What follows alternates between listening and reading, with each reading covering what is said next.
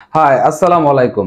Itel S23 4G smartphone, এই ফোনটির মূলত দুটি ভেরিয়েন্ট হয়। একটি হচ্ছে 4128 যার বাজার মূল্য হচ্ছে 11,000 টাকা, আরেকটি হচ্ছে 8128 যার বাজার মূল্য হচ্ছে 12,500 টাকা। এই দুটি স্মার্টফোনের কিন্তু ফুল রিভিউ আনবক্স আমাদের চ্যানেলে রয়েছে, না দেখে থাকলে দেখে নেবেন, ডেসক্রিপশনে আমরা লিংক দিয়ে দিব।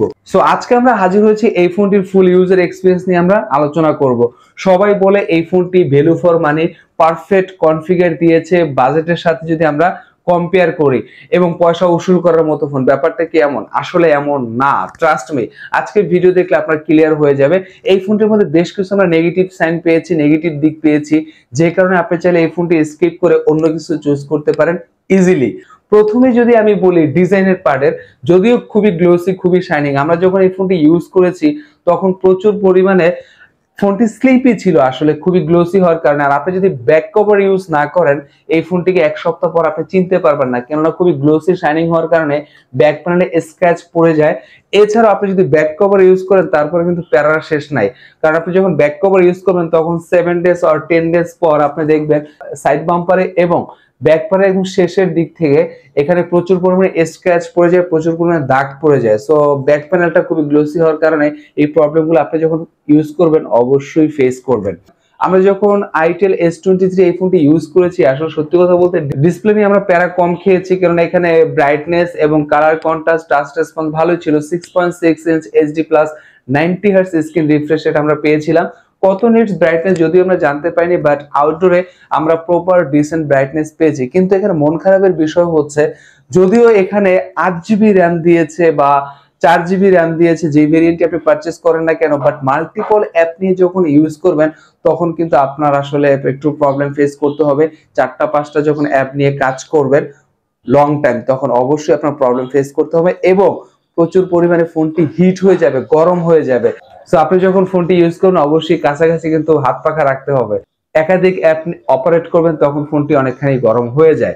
এরপর আমি বলবো এখানে ভিনচকে অ্যাভয়েড করে যদি পাঞ্চ হোল দিতে পারতো, জিনিসটা জাস্ট অন্য লেভেলে চলে যেত।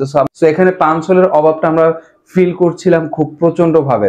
এরপর আমরা যদি সাইড মাউন্টেন ফিঙ্গারপ্রিন্ট সেন্সরে চলে যাই, এই বাজার সেগমেন্টের মধ্যে আমি বলবো সাইড মাউন্টেন ফিঙ্গারপ্রিন্ট দিয়েছে এবং এই সাইড মাউন্টেন ফিঙ্গারপ্রিন্টটি যথেষ্ট রেসপন্সিভ ছিল, যথেষ্ট ভালো ছিল। সো সাইড মাউন্টেন ফিঙ্গারপ্রিন্ট নিয়ে আসলে কমপ্লেন নেই। এখন আমরা যদি একটু চিপসেটের মধ্যে তাকাই, এখানে আমরা এন্ট্রি লেভেলের চিপসেট পাচ্ছিলাম। ইনোসকের T606 একটি চিপসেট পাচ্ছি, 12nm এর আর্কিটেকচার একটি চিপসেট। সো এই চিপসেটের সাথে 8GB র্যাম, 128GB স্টোরেজ, অথবা আপনি যদি ছোট ভেরিয়েন্টটি পারচেস করেন 4GB র্যাম, 128GB স্টোরেজ, এই তিনটার সমন্বয়ে যে পারফরমেন্সটা আমরা আসলে, যে আউটপুটটা আমরা এক্সপেক্ট করেছি, সেই আউটপুটটা আমরা আসলে পাইনি যখন এই ফোনটি আমরা ইউজ করেছি। টুকটাক ছোটখাটো যখন আমরা গেম খেলি তখনই আমরা ল্যাগ বা স্লোর দেখা হরহামেশাই পেয়ে গিয়েছি। যেমনটা বলেছি, যদিও ফোনটি দেখতে খুব নাদুস নতুস, দেখতে খুব সুন্দর এবং কনফিগার খুব অফার করেছে লোভনীয়, তার আউটপুট আমরা তেমনটা পাইনি। পারফরমেন্সটা আসলে খুবই হতাশাজনক ছিল 12,000 টাকায় অথবা 11,000 টাকায় যদি আমরা কম্পেয়ার করি। এরপর আমি বলবো এই ফোনটির মধ্যে যদি ক্যামেরার পার্টে চলে যায়, S23 আপনাকে রেয়ারে দিচ্ছে 50 মেগাপিক্সেল ক্যামেরা, বাট ক্যামেরা নিয়ে আমি বলবো আসলে এখানে কাজ করার ছিল। যদিও আইটেল বা হচ্ছে অন্যান্য ব্র্যান্ড এন্ট্রি লেভেলে খুবই লোভনীয় অফার দেয়, 52 মেগাপিক্সেল বা হচ্ছে 50 মেগাপিক্সেল।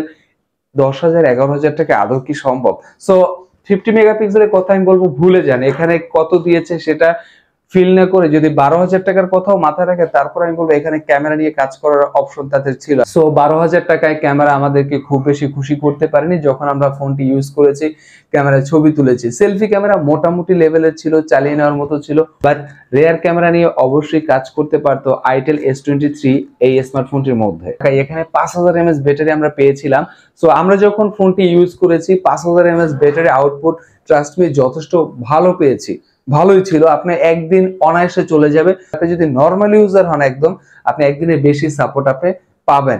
এখানে মন খারাপের বিষয় হচ্ছে ইনবক্সের মধ্যে যদি এই বাজার সেগমেন্টের মধ্যে বিশেষ করে 8128 যে ভেরিয়েন্টটি রয়েছে, সেই ভেরিয়েন্টের মধ্যেও যদি আমরা 18 ওয়াটের চার্জারটা পেতাম ইনবক্সের মধ্যে, জিনিসটা জাস্ট অন্য লেভেলের হয়ে যেত। সো এখানে আমরা 10 ওয়াটের চার্জার পাচ্ছি।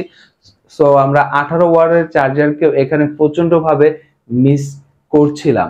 সো এই সব বিষয়গুলো যদি তারা মাথায় রাখতো, জিনিসটা জাস্ট অন্য লেভেলের হয়ে যেত। সো আমরা ইউজ করার পর একদম মরাল অফ দ্য স্টোরি হচ্ছে ভালো দিক মন্দ দিক যদি সাইড বাই সাইড করি, তাহলে আমি মন্দ দিকের দিকে প্রথমেই আমি আলোচনা করবো। এখানে ব্যাক প্যানেল খুবই গ্লোসি শাইনিং হওয়ার কারণে স্ক্র্যাচ পড়ে যাওয়ার সম্ভাবনা অনেকখানি বেশি, সম্ভাবনা না, স্ক্র্যাচ পড়ে যায়। সো ব্যাক প্যানেলটা আপনাকে অনেকখানি ভোগাবে যেত।